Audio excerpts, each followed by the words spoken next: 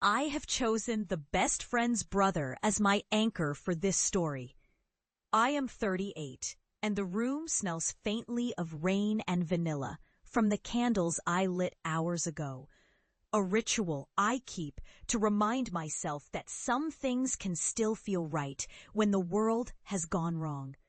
That is how I begin, with a confession I am barely ready to say out loud. I fell for Marcus, my best friend's brother, the man who should have been a safe horizon, and instead became a dangerous, thrilling shoreline I kept stepping toward.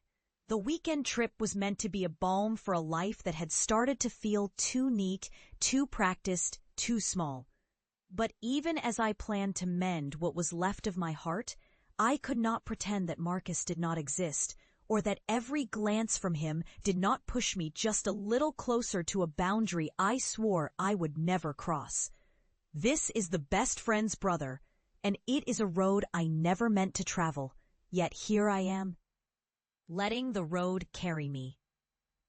I am Olivia, a gallery director who believes in light and color and the stubborn happiness of small rituals. My days are full of bright canvases and quiet conversations.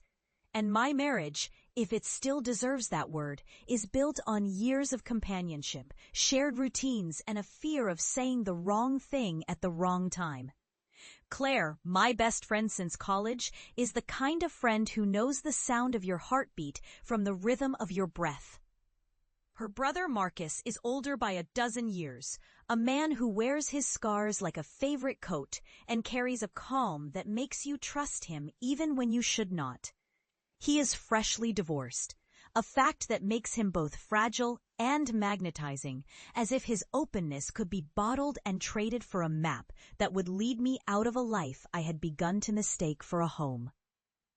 The invitation to a quiet weekend at Claire's lake house arrives in a text that smells of pine needles and rain, a promise that there will be no mistakes, only time to breathe.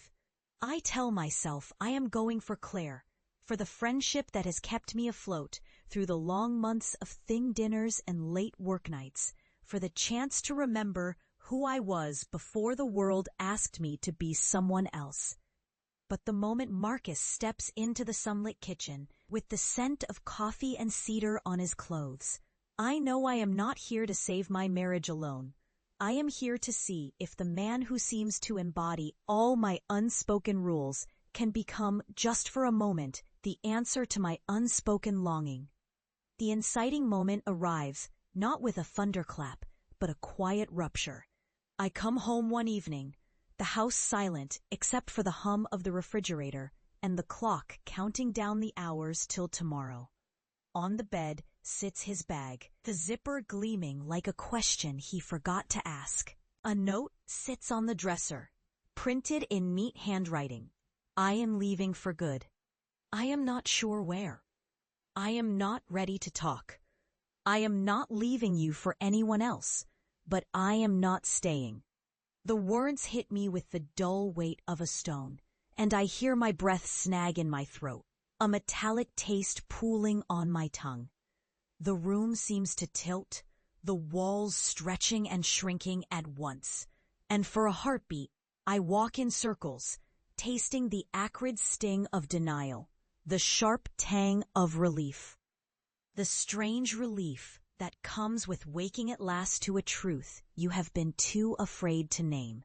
Then I hear Marcus's voice at Claire's door later, steady and low, asking after me as if I am the only person who truly matters in the room.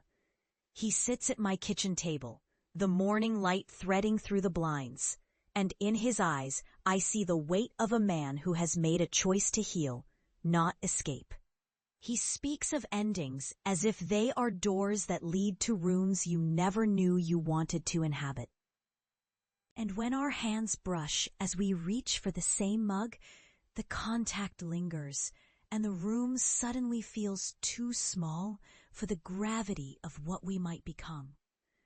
Rising action lures me into heartbreak, jealousy, and a quiet, steady rage I have never permitted myself to own. The house, Our former sanctuary becomes a hollow echo of footsteps, a hollow echo of promises kept and promises broken.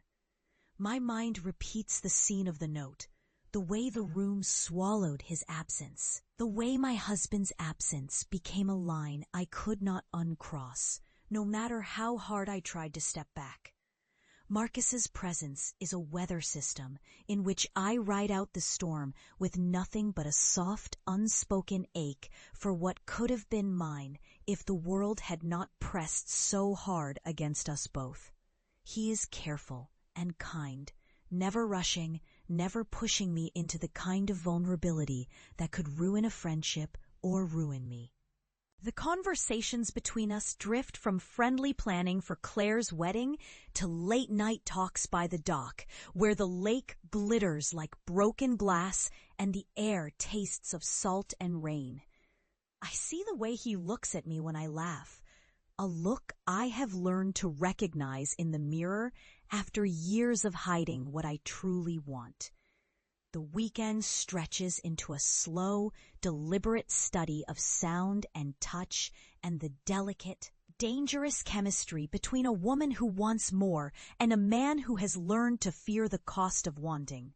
I keep telling myself that this is not about surrender, but about listening to my grief, to his quiet pain, to the parts of me that were afraid to believe in tenderness after betrayal.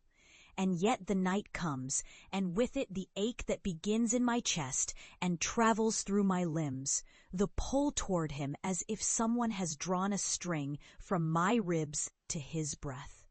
The truth is not a single spark, but a rainstorm, and I cannot keep dry. If this confession has you holding your breath, hit like and share because you will not believe what happens next. The truth spills out in 100 small ways, like rain on a window, a shared umbrella in the hallway, a hand resting on a knee that carries more permission than it should, a kiss that lasts a heartbeat longer than it should, a confession whispered in a voice that trembles with fear and longing. Marcus does something I did not expect. He does not pull me closer so fast that I forget my body is part of a life that exists beyond this moment. He speaks to me with a tone that belongs to someone who has learned the hard way, that love is not a vandal but a patient gardener, coaxing life from broken ground. He tells me that he is not asking me to leave my husband, but he is asking me to choose honesty over fear, to choose the possibility of a life where love is not a scandal, but a different kind of truth. The air in Claire's kitchen grows thick with unspoken decisions, and when the lake glitters outside like 1,000 small knives, I realize that my second chance may lie not in him taking my heart, but in his helping me to heal the part of myself that has believed I do not deserve more than what I already have. The decision I make is not easy. It is not certain. It is not a vow to a future without pain. It is a vow to a future that will require courage and a willingness to face the consequences with open eyes and a steady heart. When the weekend ends, I do not pretend that everything is simple or cleaned of doubt. I carry Marcus's quiet, honest touch with me, a map of a possible future that does not erase the past, but refuses to let it dictate the shape of my life. I tell him that I want to learn how to be brave again, not in the fragile sense of a reckless leap, but in the steady sense of a decision kept day by day. I tell him that I am wary of promises, and yet I cannot help but believe in the smallest seed of a new beginning, a chance to grow, to heal, and perhaps to find a love that does not demand I pretend to be someone else. The kiss we share on the terrace is not a promise to run away, but a quiet agreement to walk forward together, gently, carefully, truthfully. We do not pretend that the road ahead will be simple, or that every wound will close in a single night. We promise only to listen, to protect, and to keep the door open for a future in which love can be a shelter instead of a dare. The end of this story is not a final act, but a soft turn in the hours that follow. A suggestion that happiness can reappear in new forms when two people choose to be braver than their fear. And if you listen closely, you will hear the soft, hopeful note that says love can come after loss, after betrayal, after years of quiet despair. It can arrive as a second chance, a careful rebuilding of trust, and a willingness to believe again in the tenderness of a shared life.